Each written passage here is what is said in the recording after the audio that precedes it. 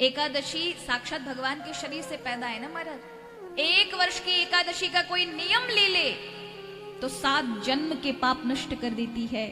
3 वर्ष का यदि कोई व्रत का नियम ले ले तो 100 जन्म के पाप नष्ट कर देती है। 11 वर्ष का एकादशी का नियम ले ले तो जन्म जन्मांतर के सारे पापों को नष्ट करके और भगवान के लोक तक पहुंचाने का कार्य करती है। एकादशी की बड़ी महिमा है। लोग उद्यापन के लिए डरते रहते, उद्यापन कैसे होगा कैसे होगा। अरे महाराज, उद्यापन करना ही क्यों है? उद्यापन उसे कहते हैं कि जब छोड़ना हो किसी चीज को तब उद्यापन करो।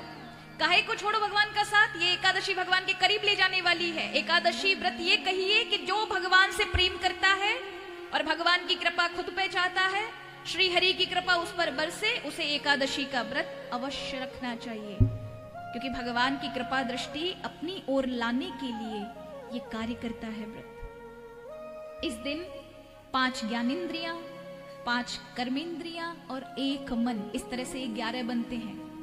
इन 11 से ही इसका नाम 11 और एकादशी पड़ा। इन 11 जगह से ही व्यक्ति के पाप आते हैं शरीर में और इन 11 जगहों को ही शुद्ध कर देती है एकादशी। इसलिए कहा कि 8 वर्ष के बच्चे से लेकर के नारद पुराण में कहा गया है 85 वर्ष की आयु की वृद्धावस्था तक व्रत करना चाहिए। अगर आपकी सामर्थ्य है कि इससे आगे तक व्रत कर सको तो कोई मनाही नहीं है, पर किंतु वृद्धावस्था में बहुत अत्यधिक व्रत नहीं हो पाते हैं तो एकादशी वाले दिन भजन करना चाहिए वृद्धों को। और यदि फिर भी आपको लगता है कि आपकी अवस्था वैसी नहीं है तो उनके बदले उनके बच्चे करें तो भी पुण्य उनके माता पिता को प्राप्त होता है। पर एकादशी व्रत छोड़ना नहीं चाहिए। महान पुण्य महाराज। 1 वर्ष की एकादशी आपके जीवन के भाग्यों का परिवर्तन कर देती है। 1 वर्ष की एकादशी निष्ठा के साथ रखी जाए, ऐसे ही नहीं महाराज आज रख ली अगले 15 दिन में फिर भूल गए। निष्ठा के साथ अगर आपने एकादशी का 1 वर्ष का पालन किया तो वास्तव में आपके भाग्यों का उदय कर देगी। इसलिए एकादशी की बड़ी महिमा है। इस बार की एकादशी 21 मार्च को पड़ रही है। कब पड़ रही है? 21 मार्च को। और व्युंजली एकादशी है, द्वादशी से युक्त है।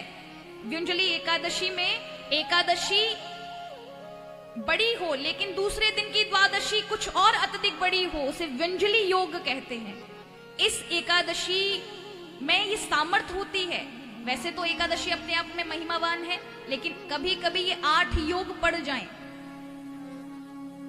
ये 8 योग द्वादशी के योग होते हैं, तिथि और नक्षत्रों से बनते हैं, जिनमें ये एकादशियों के नाम बदल जाते हैं, इनमें योग लग जाते हैं।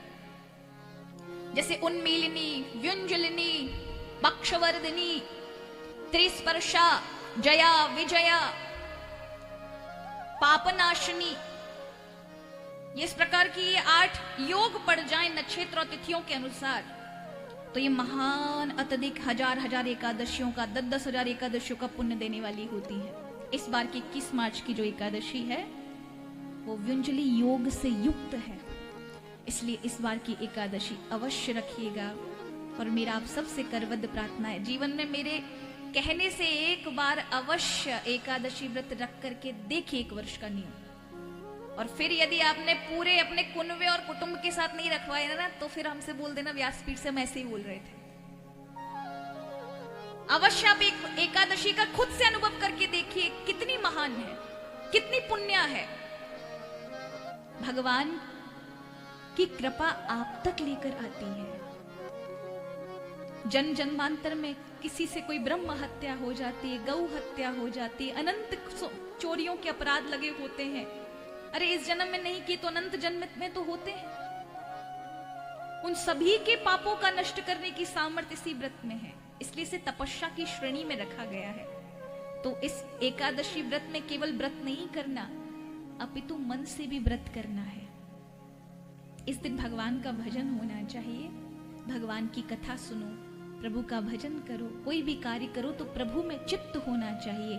तो ये समझिए आपने एकादशी व्रत की, और ये एकादशी परम कल्याणकारी है। तो आपके व्रत उपवास ये सब कार्य बनाते हैं